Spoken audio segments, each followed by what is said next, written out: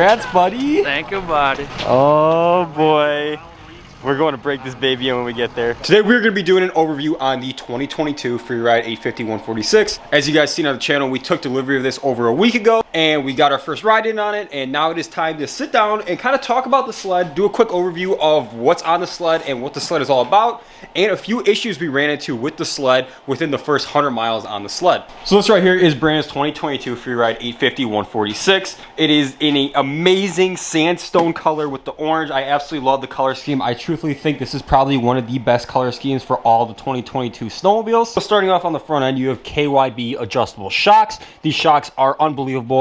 I rode it for like a mile or two on bumpy trails to see what I think, and these shocks they're just truly amazing. It has adjustable ski stance, so right now it is centered, so it is the middle ski stance. You can put this bushing in here and go wider, or you can take this bushing and go here and go narrower. Come over here, you get a pretty basic display cluster. I'm not gonna lie, for what you spend on these sleds, I think this is kind of tacky, kind of cheap. It gives you a lot of information, but it is kind of small, and I would expect like an LCD display or something similar to the Polaris 7S display here, but overall not too bad. Look through this. Yeah. So you have your miles per hour, your fuel, temperature, outside temp, RPM, miles per hour. You have your elevation, 1 miles per hour, miles, so it has 202 miles, 10 hours.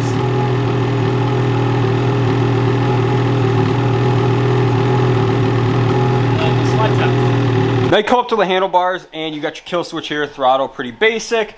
Come over here, got your brake, also pretty basic, every sled has it. But this right here is what I wish Polaris would incorporate in their sleds, and it is the shot start. I think this is the coolest, most useful feature that Skidoo has on the sleds, and I wish Polaris would do something like this. It's amazing, works extremely well.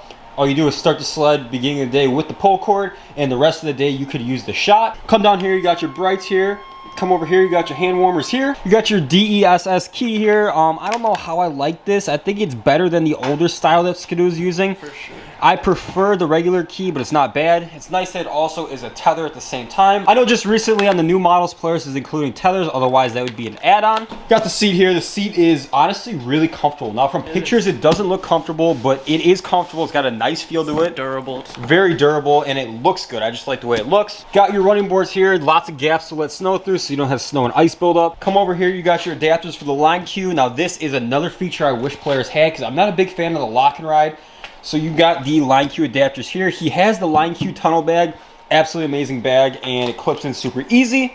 One thing I dislike is not many things can fit here because you have the rear taillight. You come back to the back of the sled here, you have this little baby snow flap here just to kind of keep some roost up. I rode behind him, doesn't really work, but it is there. Come down the track, you got 2.5 paddles here on the track with the T-motion suspension and adjustable rear shocks, and you got the Skidoo factory scratchers. Now, I actually truly like these. They are reversible, and they have a nice little mounting bracket here on the rails, so you can put them up super easy. And they're just a really good overall design for a stock scratcher. I know Polaris' stock scratchers kind of suck, so if I would to buy a Freeride, I'd probably keep these on until they break, if they even break, because usually I run the Duraflexes, but these are honestly pretty good, and they've held up pretty well so far. So that's a quick overview of the 2022 Freeride 850. Now it's time to talk about a few issues we ran into within the first 200 miles of the sled. So the first issue here is this paint or sticker or whatever they use on here, it seems pretty cheap. Like, it looks good, but if you take a close look here, you got chip here, this is all chipped up here, and this is all chipped up here.